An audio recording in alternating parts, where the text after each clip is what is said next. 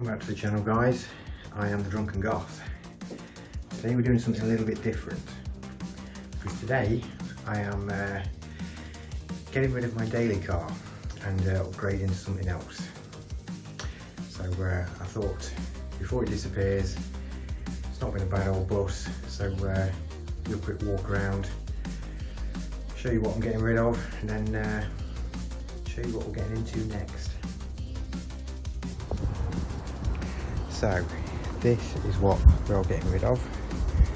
My 2005 Range Rover Sport, which has mainly been used for parts running. Now we got a good price for it, and well, we bought it at a good price and we've sold it at a good price.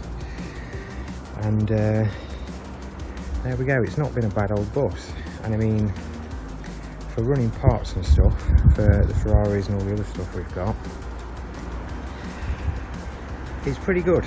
Good boot space, it's been very good on motorway miles, very good on fuel, etc.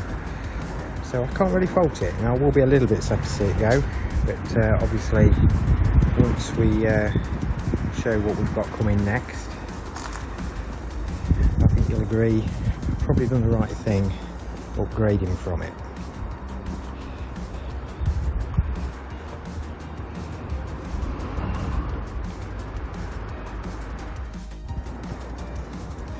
So as you can see, interior wise, all pretty much what you'd expect, apart from this bloody great thing, which to be honest I quite like.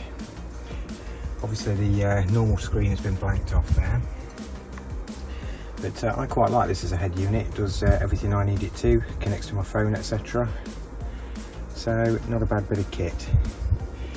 But yes, obviously as it's getting older, it's developed a few problems here and there, nothing too major. But yeah, as I say, it's not been a bad vehicle for parts runs, for towing things around, so I can't really fault it.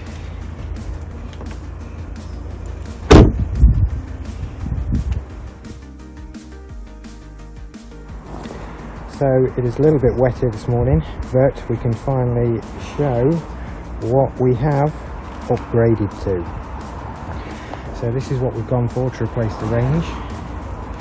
We have a 2014 Porsche Cayenne, and so far this thing is very impressive compared to the range.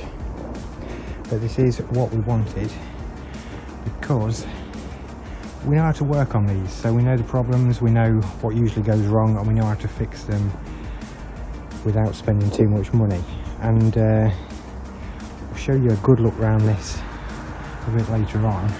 But so far this has been a bit of a bargain, and I'm fully in love with it. I think this is brilliant, absolutely awesome bit of kit.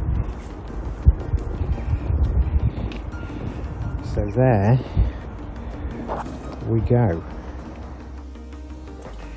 So inside, as you would expect, this is the diesel engine version, but surprisingly it's got a lot of power.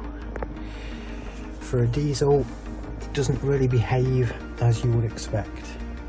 Grey interior, pretty good condition for its age. Obviously we've gone for the panoramic roof and stuff like that as options, and the Bose sound system. But yeah, very impressed. Really do like this thing so far. So there we have it. That is the new Drunken Goth daily runaround.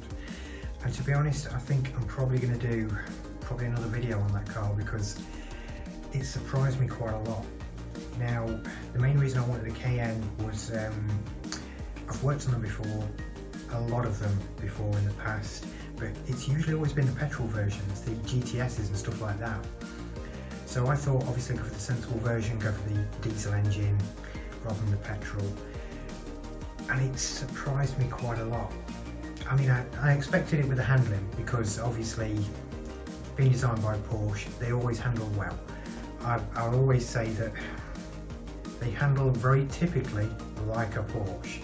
There's they're just so effective at everything they do. You can throw it into corners, you can drive it comfortably, you can't feel any of the bumps, but it will, you know, handle around the corners and stuff like that if you really throw it in.